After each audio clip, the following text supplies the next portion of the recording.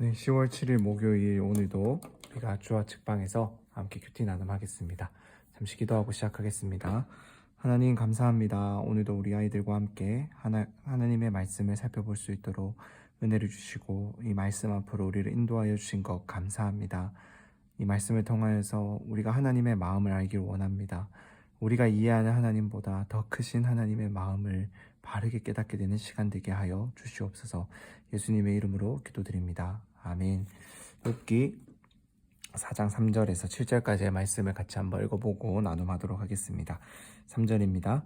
생각해보게 자네가 많은 사람을 가르쳤고 약한 손을 가진 사람에게 힘을 주지 않았는가? 넘어지는 사람을 말로 붙들어 주었고 무릎이 연약한 사람에게 힘을 주지 않았는가? 그런데 자네가 이 지경이 됐다고 힘이 빠지고 문제가 생겼다고 힘들어하다니 자네의 경외함이 자네의 자신감이었고 자네가 올바르게 사는 것이 자네의 소망이 아니었나? 잘 생각해보게 누가 죄 없이 망하겠나? 정직한 사람이 끊어지는 일이 어디 있나? 한번 더 읽어보겠습니다. 생각해보게 자네가 많은 사람을 가르쳤고 약한 손을 가진 사람에게 힘을 주지 않았는가? 넘어지는 사람을 말로 붙들어 주었고 무릎이 연약한 사람에게 힘을 주지 않았는가? 그런데 자네가 이 지경이 됐다고 힘이 빠지고 문제가 생겼다고 힘들어하다니 자네의 경외함이 자네의 자신감이었고 자네가 올바르게 사는 것이 자네의 소망이 아니었나? 잘 생각해보게 누가 죄 없이 망하겠나? 정직한 사람이 끊어지는 일이 어디 있나? 한번 더 읽어보겠습니다. 생각해보게 자네가 많은 사람을 가르쳤고 약한 손을 가진 사람에게 힘을 주지 않았는가? 넘어지는 사람을 말로 붙들어 주었고 무릎이 연약한 사람에게 힘을 주지 않았는가? 그런데 자네가 이 지경이 됐다고 힘이 빠지고 문제가 생겼다고 힘들어하다니 자네의 경외함이 자네의 자신감이었고 자네가 올바르게 사는 것이 자네의 소망이 아니었나? 잘 생각해보게 누가 죄 없이 망하겠나? 정직한 사람이 끊어지는 일이 어디 있나? 아멘. 네, 오늘은 이제 이 고통을 당하고 있는 이 욥에게 욥의 친구 세 사람이 찾아와서 이제 그들과 함께 고통당하는 욥을 일주일간 지켜보더니 이제 입을 열어서 이제 이렇게 이야기를 하는 격려 같지만 전혀 격려가 되지 않고 위로가 되지 않는 말만 쏟아놓는 이 친구들의 말을 살펴볼 수가 있습니다. 먼저 처음으로 말하고 있는 친구는 이 엘리바스라는 친구입니다. 엘리바스라는 친구는 이 친구 중에서 가장 나이가 많은 사람이었고 스스로가 하나님의 말씀에 대해서 어찌 보면 잘 안다고 생각하는 그러한 사람이었어요. 그러면서 이제 욥에게 이야기를 합니다. 3절과 이 4절 말씀을 보면은 욥은 평상시에 이 힘들어하는 사람들, 어려움을 겪은 사람들을 위로해주고 격려해주는 그러한 일을 잘 했다라는 것을 우리가 살펴볼 수가 있습니다. 그런데 5절에서 이 엘리바스가 욥에게 이렇게 이야기를 하는 거예요. 그런데 자네가 그 지경이 됐다고 힘이 빠지고 문제가 생겼다고 힘들어하다니.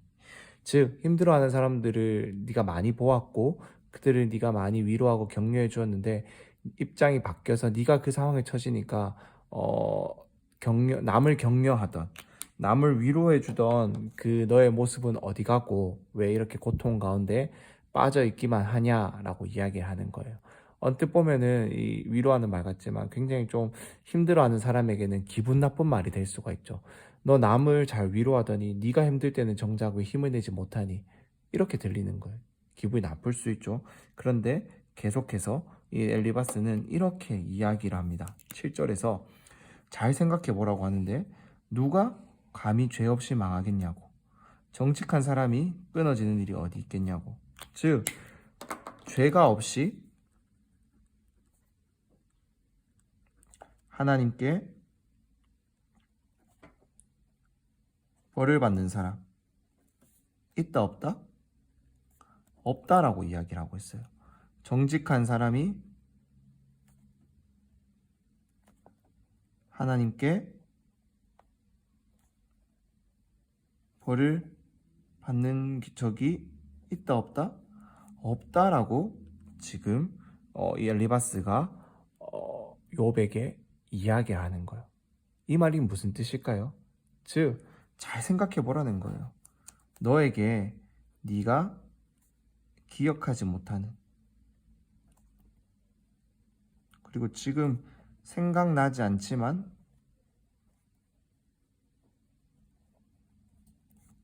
분명 죄, 잘못, 정직하지 못했던 것이 있다라는 거예요.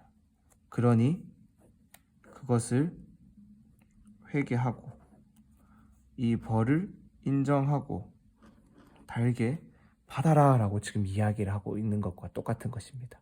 이것이 위로라고 할 수 있을까요? 아니죠. 힘든 사람한테 가서 너 잘못했으니까 지금 벌 받는 거야 라고 말하면 어떻게 될까요? 싸움 나겠죠. 지금 어찌 보면 친구라고 와서 이렇게 위로해 주겠다고 하면서 이렇게 말을 하고 있다라는 것입니다. 우리는 이것을 보면서 이 한 가지를 좀 기억했으면 좋겠습니다. 고통 가운데, 고난 가운데 있는 사람이 우리 주변에 있을 수 있어요. 여러분의 친구들 중에 힘들어하는 사람들, 무슨 문제 때문에 힘들어하는 사람들이 있을 수 있어요. 그런데 그러한 사람들에게 다가가서 너 이렇게 하면 아마 이렇게 하면 해결될 거야. 아니면은 너 그거 잘못했으니까 뭐 네 잘못도 있어. 이렇게 말을 하면서 우리가 어떠한 문제의 해결책을 찾아주려고 하지만 그것은 사실상 힘들어하는 사람에게 위로가 되지 않습니다. 우리가 저번 주일에 한나의 모습을 살펴보았던 것처럼 남편이 엘가나가 부인의 한나에게 아무리 위로해 주어도 그 마음이 되어보지 못하기 때문에 공감하지 못하잖아요. 좋은 말로 위로를 하여도 위로가 안 되는데 이렇게 이야기를 하면 과연 욥이 위로가 되었을까요? 아니다라는 거죠. 힘들어하고 어려워하는 친구들에게 우리가 할 수 있는 최선의 위로는 그 힘들고 아파하는 것을 우리가 100% 공감할 수는 없겠지만은 그저 함께 옆에 머물러 주며 그 친구의 이야기를 들어주는 것, 또 그 사람에게 그 사람을 위해서 하나님께 대신 기도해 줄 수 있는 것. 왜냐하면 마음이 힘들고 어려운 사람은 하나님께 나아가서 기도할 수 있는 힘도 잃어버렸거든요. 그 힘이 나지 않거든요. 그러니까 우리가 하나님 참 다시 내 친구가 힘을 낼 수 있도록 도와주세요. 힘을 내서 하나님께 나아가 자신의 어려운 문제를 다 털어놓고 하나님께 위로를 받을 수 있도록 기도의 자리로 나아갈 수 있도록 힘을 주세요 라고 이렇게 우리가 기도하고 같이 함께 시간을 보내는 것이 가장 좋은 위로가 된다라는 것을 우리 친구들이 꼭 기억했으면 좋겠습니다. 그리고 참 이렇게 욥처럼 남을 위로해주고 남을 위하는 사람에게도 고통과 고난이 찾아올 수가 있어요. 선생님 이번 주 욥기의 말씀을 살펴보면서 이야기했던 것처럼 하나님은 때때로 우리의 믿음의 레벨을 업그레이드 시키기 위해서 우리에게 테스트를 주실 때가 있다라는 것입니다. 왜요? 우리의 모든 인생은 하나님의 손에 달려있기 때문에 하나님께서 우리를 이끌어 가시는 거예요. 때가 되었다고 생각하면은 우리에게 테스트도 하시며 또 단계를 올라갈 수 있도록 또 그러한 시험도 우리에게 주신다라는 것입니다. 그렇게 우리는 언제나 어떠한 상황에서나 하나님을 향한 믿음을 잃지 말아야 합니다. 오늘 말씀을 통해서 우리 위로가 필요한 친구들에게 함께하며 기도해 줄 수 있는 그런 친구들이 되었으면 좋겠고, 모든 것은 하나님의 손에 달려있다. 꼭 기억할 수 있는 우리 친구들 다 되기를 간절히 소망합니다. 잠시 기도하고 큐티 나눔 마치도록 하겠습니다. 잠깐 기도하겠습니다. 하나님 감사합니다. 계속해서 욥기의 말씀을 살펴봅니다. 참 어려운 말씀처럼 느껴지지만 우리가 이 말씀을 통하여서 또 오늘도 배우기를 원합니다. 하나님 위로랍시고 우리의 얕은 지식과 생각과 경험으로 무엇인가를 이야기하고 조언하는 것이 아니라 참 같이 눈물 흘려주고 같이 앉아 이야기를 들어주고 또 그 친구가 일어나서 하나님께 나아가 기도할 수 있도록 참 기도해 주는 것이 정말로 진정한 위로다라는 것을 우리가 깨닫게 하여 주시옵소서. 하나님 또한 모든 것이 하나님의 손에 달려 있음을 기억하게 하여 주시옵소서. 우리 아이들의 한 걸음걸음도 모든 것이 주님의 손에 달려 있고 때로는 정직하고 바른 사람에게도 하나님의 믿음의 테스트가 있다라는 것을 기억하며, 하지만 우리 하나님의 그 시험은 우리가 감당하지 못할 시험이 아니라 능히 이겨낼 수 있는 그러한 시험이다라는 것을 꼭 기억하며 하나님만 의지하고 나아갈 수 있는 우리 모두가 되게 하여 주시옵소서. 예수님의 이름으로 기도드립니다. 아멘.